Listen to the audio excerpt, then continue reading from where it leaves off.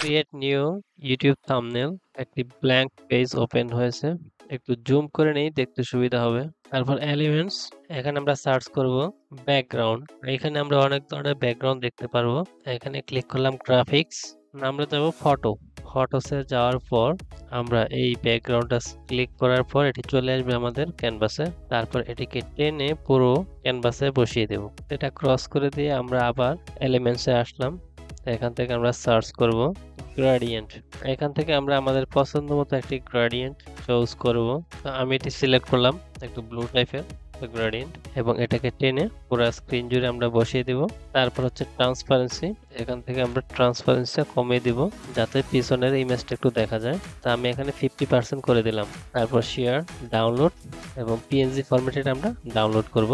Download, তারপর add page, নতুন একটা পেজ নিলাম। তারপর ডাউনলোড করা ইমেজটিকে আমরা আপলোড করব। আপলোড করার পর এটাকে আমরা পুরো স্ক্রিন জুড়ে বসিয়ে দিব, সম্পূর্ণ স্ক্রিনে এইভাবে টেনে আমরা। তারপর এডিট ফটো, এখান থেকে অ্যাডজাস্ট, তো এখান থেকে আমরা অ্যাডজাস্ট করব কন্ট্রাস্ট, তারপর হচ্ছে স্যাচুরেশন। তারপর আবার চলে যাব এলিমেন্টস, তো এখানে সার্চ পরে আমরা আবার সার্চ করব, এখানে স্মাইলি ম্যান সার্চ করব। এখান থেকে আমরা সিলেক্ট করলাম ফটো, তো আমরা এই ইমেজটা এখান থেকে চুজ করলাম। তারপর এটিকে আমরা ব্যাকগ্রাউন্ড রিমুভ করে দিলাম। তারপর এটা একপাশে বসিয়ে দিয়ে সাইজটাকে আমরা অ্যাডজাস্ট করব। তারপর হচ্ছে এডিট ফটো, তারপর শ্যাডো, এখানে হচ্ছে গ্লো, তো কালারটা আমরা চেঞ্জ করে দিয়ে ব্ল্যাক ছিল এটাকে আমরা হোয়াইট করে দিলাম। এখান থেকে আমরা সাইজ দিলাম 20, তারপর ব্লার দিলাম 30, ইন্টেন্সিটি 50, ইন্টেন্সিটি বাড়িয়ে দিলাম।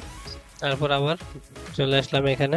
এখন এই ইমেজটাকে আবার ক্লিক করে আবার চলে গেলাম এডিট ফটো, এখান থেকে অ্যাডজাস্ট, এখানে কালারে আছে স্যাচুরেশন, আমরা স্যাচুরেশনটাকে একটু বাড়িয়ে দিই। তারপর আমরা কন্ট্রাস্টটাকে একটু বাড়িয়ে দিই। তারপর ক্লিয়ারিটি, তারপর আমরা ক্লিয়ারিটি একটু বাড়িয়ে দিলাম 100%। আমরা নতুন আরেকটি পেজ নিলাম এবং এটা ব্যাকগ্রাউন্ড কালারটা চেঞ্জ করে দিব।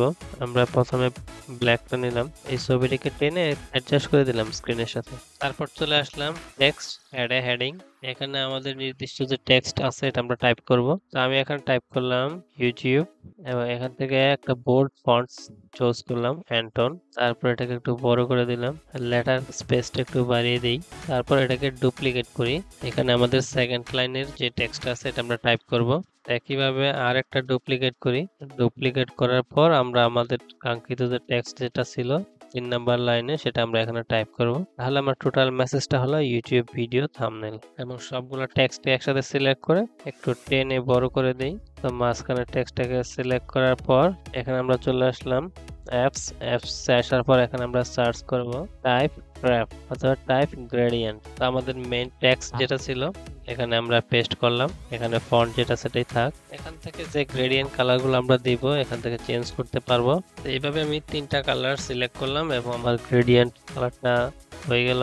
এবং এখান থেকে কন্ট্রোল বার যেটা আছে এটা মুভ করে আমরা চেঞ্জ করতে পারবো স্টাইল। তারপর অ্যাড ডিজাইন, ডিজাইন এটা চলে আসছে। তারপর আমার যে পিছনে যে টেক্সট আছে ডিলিট করে আমরা গ্রেডিয়েন্ট যে লেখাটা এটাকে আমাদের মিডলে বসে দেব, মিডল টেক্সটে, এবং টেনে এটা অ্যাডজাস্ট করব বাকি লেখাগুলোর সাথে। তারপর আমরা এই পেজটাকে ডাউনলোড করব পিএনজি ফরম্যাটে, শুধু টেক্সট, যে পেজে টেক্সট আছে শুধু এই পেজটা ডাউনলোড করব।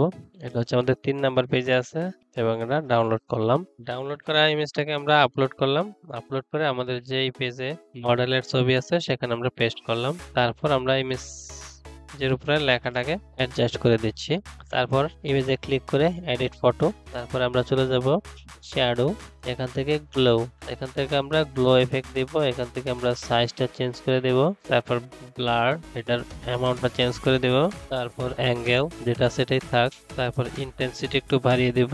তারপর নেক্সট ইমেজটাকে আমরা ডুপ্লিকেট করব এবং প্রথম যে ইমেজটা আছে সেটা ক্লিক করে এডিট ফটো, আবার আমরা শ্যাডোতে যাব, এখান থেকে কালারটা আমরা চেঞ্জ করে দেব, এটা আমরা দিলাম হোয়াইট কালার। এখান থেকে সাইজ বাড়িয়ে দিলাম, একইভাবে ব্লার অ্যামাউন্টটা বাড়িয়ে দিলাম যাতে একটা লাইট ইফেক্ট চোখে পড়ে। তারপর এটাকে টেনে একটু বড় করে দিলাম এবং সামনে যে কপি করা ইমেজটাকে এটার উপরে বসিয়ে দিলাম, তাহলে মনে হবে পিছন থেকে একটা লাইট আসছে। তারপরে দুটো লেয়ারকে একসাথে সিলেক্ট করে রাইট ক্লিক করে সেন্ড টু ব্যাকওয়ার্ড, তার মানে আমাদের মডেলের পিছনে টেক্সটগুলোকে পাঠিয়ে দেব। তো এখন যদি আমরা ইমেজটাকে ডাউনলোড করি, এখন আমরা জেপিজি ফরম্যাটে ডাউনলোড করব। ডাউনলোড ডাউনলোড হয়ে যাওয়ার পর আমরা যদি এখন ওপেন করি দেখতে পারবো কি সুন্দর একটি থাম্বনেল তৈরি হয়ে গিয়েছে।